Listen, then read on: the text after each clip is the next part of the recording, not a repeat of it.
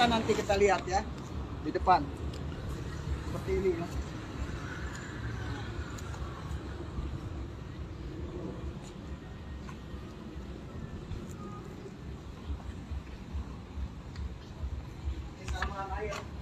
Ini saluran air nih, Pak. Saluran air ini, ya. Oh, berarti di bawah keramik ini ya? Iya, makanya ini gotnya. Nah, ini bahu jalan harusnya. Ini harusnya bahu jalan ini. Iya. Nah, ini saluran air. GSD-nya harusnya di dalam. Oh. Jadi dia nutup saluran air. Ini bahu jalan diambil lagi 4 meter lebih. Jadi itulah kira-kira dilakukan. Maka saya sebenarnya mau menyampaikan dulu nih ya, dalam hal ini untuk pihak kecamatan Penjaringan. Jadi perlu diketahui nih buat para penghuni ya, pemilik ruko Blok Z 4 Utara dan Blok Z 8 Selatan. RT berapa, RW berapa, Pak? 11 RW 03 Kelurahan Pluit Kecamatan Penjaringan. Perlu saya sampaikan dulu nih. Bila kita memiliki satu bidang tanah dengan sertifikat, lalu kita membangun tanpa izin IMB, namanya bangunan tanpa izin. Tapi kalau ini ya yang tidak ada sertifikat dan dibangun tanpa hak kepemilikan dalam sertifikat dan tidak ada IMB, namanya ini bangunan liar. Bangunan liar ini. Jadi saya sampaikan, itu harus tahu. Ini negara punya aturan. Jadi jangan bisa seenaknya aja.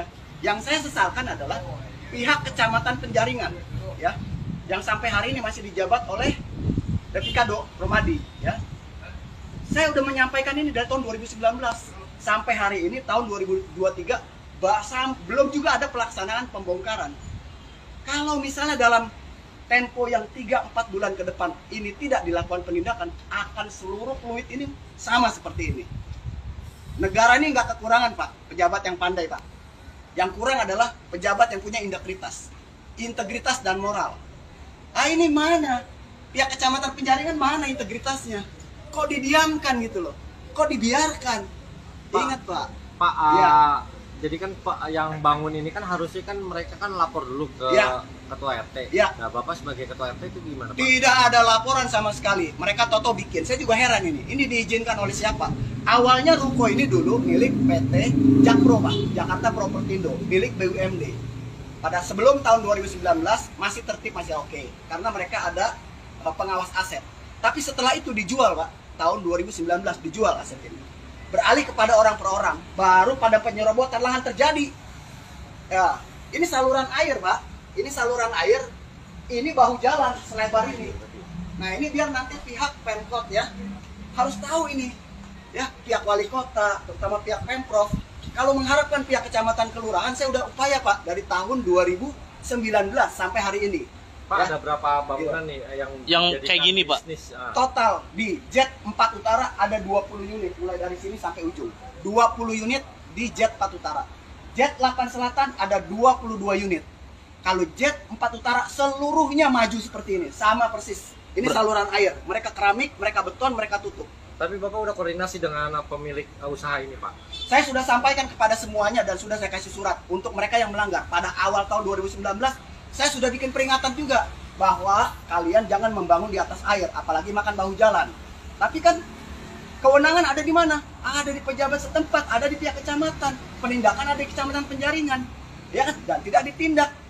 Baru pada periode 2023 saya melapor ke Pemprov DKI Jakarta, baru ada pendataan, Pak. Belum ada tindakan apapun. Nah, di belakang kita itu kemarin dengan senang hati mereka bongkar sendiri, Pak, satu ruko. Gitu, tapi dengan kesadaran ya. Berarti masih ada 41 ruko yang belum Iya, dibongkar, Pak? Betul.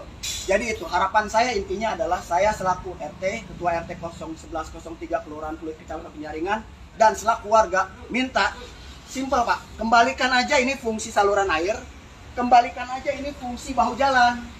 Simpel saya mintanya, Pak. Pak, ini Warga saya minta dijadikan simpel. begini dampaknya apa? Dampaknya, Pak? Satu, setiap hujan air tidak bisa mengalir. Airnya ada di sini. Kedua, jalan jadi sempit. Kan begitu. Ketiga, ini bukan haknya mereka. Itu yang harus tahu loh, bukan hak mereka. Ini tanah negara. Kalau tanah negara udah diambil, nanti institusi yang lain pasti ikut di sini. Bukan cuma soal pelanggaran gedung, tapi lahan negara ini yang diserobot ini, institusi yang lain pasti akan ikut juga. Sejak kapan, Pak, dilakukan di sini, Pak? Yang saya bikin peringatan sejak tahun 2019. Saya udah bikin peringatan, saya udah bikin laporan kepada Lurah Pluit, kepada Camat Penjaringan, ya. Tahun berapa? 2019 saya bikin itu surat.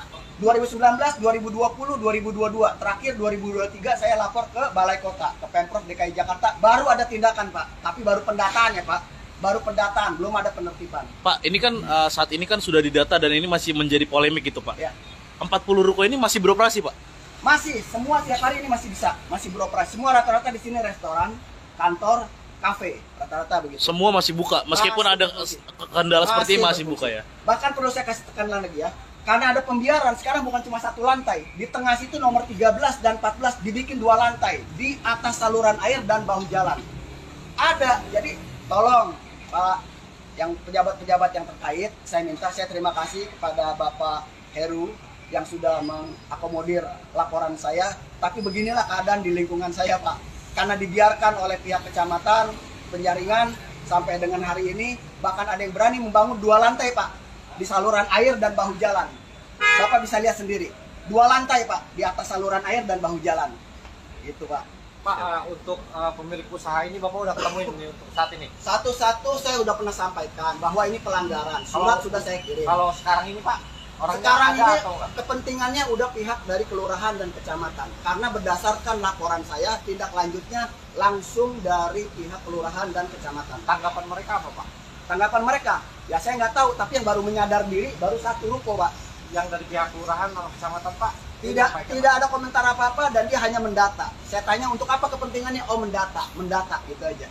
Tidak ada tindak lanjutnya apa, saya belum dapat penjelasannya seperti itu.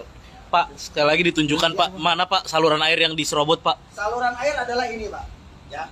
Harusnya GSB-nya itu ada di dalam Pak. Ini saluran air, nggak boleh ditutup. Ini ditutup saluran air. Lalu ini bahu jalan Pak. Lihat lebarnya. 4 meter ya Pak ya? Iya.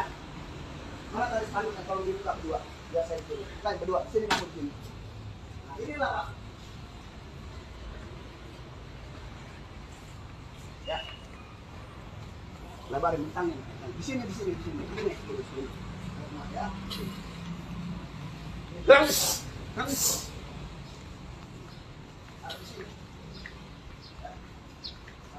Ya, Tribuners, inilah Ketua RT 11 RW 13 Pluit Ya.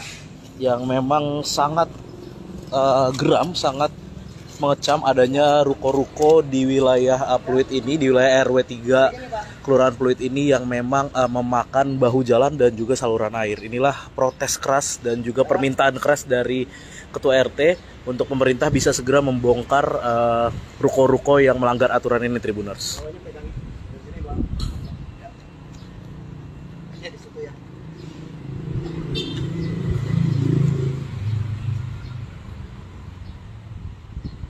Ya.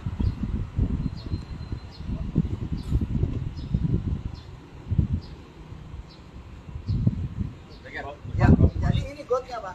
Ini gotnya. Dari ujung ke ujung ini got Pak. Ini saluran air. Sementara ke depan itu adalah bahu jalan. Jadi seharusnya GSB-nya di sini Pak. Ini GSB. Ini GSB buat parkir dia udah makan. Ini saluran air. Dari ujung ke ujung ini saluran air. Ini udah ditutup saluran airnya. Kita lihat Pak saluran air. Ini bahu jalan. Bahu jalan dimakan. Nah inilah kondisi bahu jalan. Jadi tolong diperhatikan Pak, saya di belakangnya Pak ya. Saya ini sekarang berada di bahu jalan Pak. Ini bahu jalan yang digunakan untuk bangunan dan tempat usaha Pak. Apakah ini dibenarkan ya? Saya pertanyakan ini kepada pejabat-pejabat terkait nih. Boleh nggak bangunan begini Pak? Ini bahu jalan dipakai begini. Selebar ini loh Pak. Ini saluran airnya. Siap. Pak ya. Ini bahu jalan Pak. Dibangun gedung seperti ini. Kira-kira bagaimana Pak? Ya. Pak, tunjuk